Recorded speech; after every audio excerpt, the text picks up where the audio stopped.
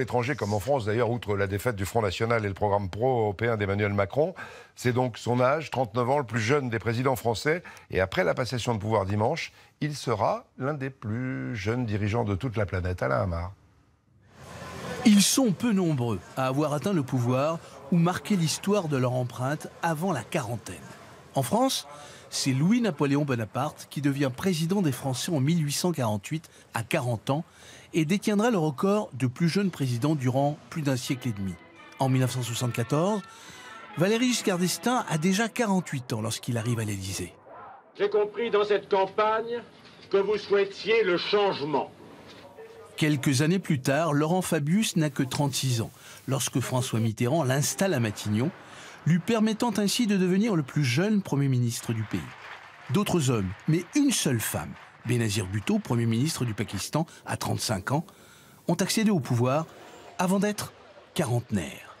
John Kennedy avait à peine 43 ans en entrant à la Maison-Blanche, même âge que le Britannique Tony Blair en son temps, et David Cameron qui franchit le seuil du 10 Downing Street en 2010, ou encore le Canadien Justin Trudeau arrivé au pouvoir aussi à 43 ans en 2015.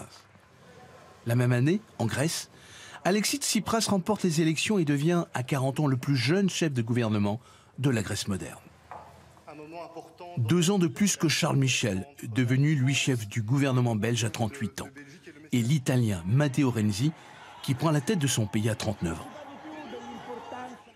En Afrique, en Asie et dans d'autres parties du monde, des quadras et même des plus jeunes ont accédé au pouvoir à la faveur de coups d'État, de guerres, de monarchies ou de dictatures, comme Kim Jong-un en Corée du Nord à 34 ans ou le roi du Bhoutan à 37.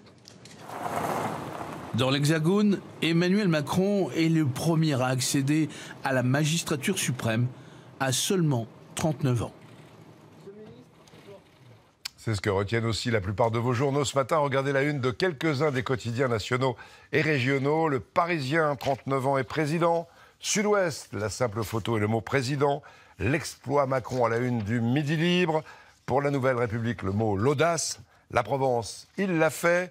Le Télégramme, une conquête éclair. Le Courrier Picard, sa région. Paris gagné avec ce mot France. La Voix du Nord, un destin français. La montagne et maintenant réussir. La victoire en marchant à la une du Figaro. Et puis j'ai à la main la une du journal Libération. Bien joué avec la photo d'Emmanuel Macron d'un côté de face et de l'autre côté, bien fait avec Marine Le Pen de dos. Emmanuel Macron qui est resté 3 ans à l'Élysée comme secrétaire général adjoint avant de devenir ministre